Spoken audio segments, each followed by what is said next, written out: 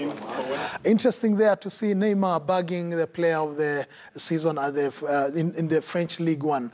But now we have to move on and talk about what happened yesterday, because yesterday was a big game, a day for Gor Mahia fans, and not just Gor Mahia fans and the club as it is, but Kenyan football. And today I've brought to you a panel of experts who will talk to us about the events that unfolded yesterday at Kasarani when Hull City won over Gor Mahia only via penalties, having that game having ended 0-0, and then the championship side winning 4-3 on penalties. And in the studio, I've brought to you three gentlemen who have been covering the game. They have played the game, some of them, and they're here to talk to us. And my immediate left, that is Shadrach Odinga Andenga, formerly with the City Stars, and is now a journalist and a pundit as well. Karibu sana to the studio. Thank you, Makaribia. Yes, katikati pale we have a midfielder also by the name Salim Waziri. He's also a former player, but then his career was cut short by an injury. He'll be talking to us also about his experiences yesterday. Karibu sana Waziri. Asante sana. Yeah, and the next person is one and the only one, Milton Nyakundi. He's also an experienced journalist to talk to us about the events yesterday. Guys, karibuni sana to the studio. Thank you, Robbie. Thank you. Yeah, you must have been to the stadium. Did you guys go watch the game? Yes. No, I didn't. I didn't have bus fare, so I watched on TV. It's normal. Yeah, it's normal. You lacked bus fare? Yeah, Okay. Seriously, I did lack bus fare. Okay. Tough economic times. I hope you understand. But nevertheless, you Yeah. followed the game Yeah. on TV. I was just a little bit lazy Six to go television there. stations are in the country televising that game live. Yeah.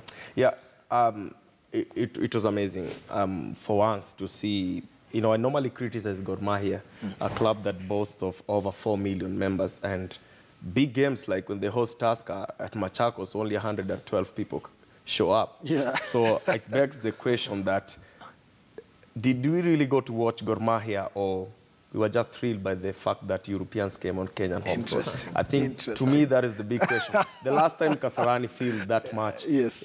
in a football match, I think it is 1987, something like that. Yeah. But yesterday we saw over 50,000 people come to watch. You will elaborate on that. Exactly. Because we'll be talking about that. And you've raised a very serious question that, is it that the fans are going to watch Gor Mahia or just these because- Europeans? We'll come back Exactly. to you, guy.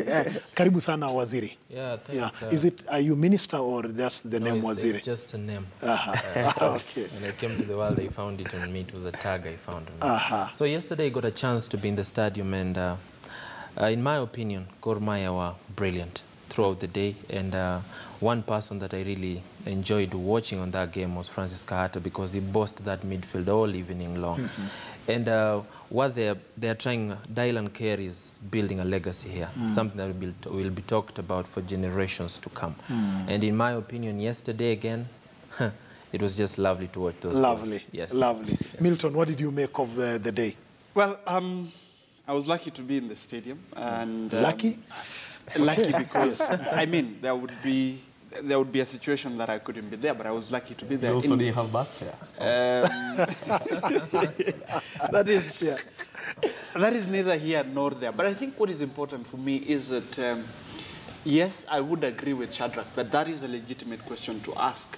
But for me, I would look at the flip side of things and ask, are we really giving Kenyans the kind of quality football that they yearn for? And the reason why Kenyans may have gone to watch the Europeans, as Shadrach says, is because their imagination is that we have the best team in the country playing a European side from the English Championship, and therefore there is a chance that we are going to have a quality game. And I believe that that could be the reason why Kenyans went out there to be able to enjoy the game. But let's look beyond that. I think the organizers did a brilliant job in terms of, you know, marketing the game and talking about it and giving the fans the reason to anticipate and try to get into the stadium. Exactly. So that is exactly what my take home is Yes. In terms of organization and the quality of football. Actually, Kenyans want we'll to go see into all quality that football. in deeper detail because we still have a few minutes to talk about this. Remember, Hull City were yesterday in the country playing against the Kenyan champions, Gor Mahia. It's the first time in a very long time that we've had English sides coming. Of course, I remember 2004, 5, Manchester United under 15 side came here in Kenya, but then yesterday was a big one. But then we need to get the takeaways, the lessons that we learned from that game. I don't know, Waziri, talking about Gor Mahia as a team. One thing Gor Mahia took home from that game is that Hull City, as much as they were underdogs that day, according to the way they were playing, not because of the quality of their league. They were underdogs as much as they didn't show up. Yesterday they were not in that football field because I think it's because of the intensity of our altitude. They were not there. So I think what Gor Mahia will take home is they will learn that as much as desperate as you are in a football match, you have to keep your shape. That is what Hull City did all day long. As much as they couldn't play, the intensity of the altitude was against them. They kept the shape all evening long. And another thing Gor Mahia should take home is that at the end of the day, it's football. If you don't take your chances, you go home empty-handed. Yes. Interesting stuff you're saying.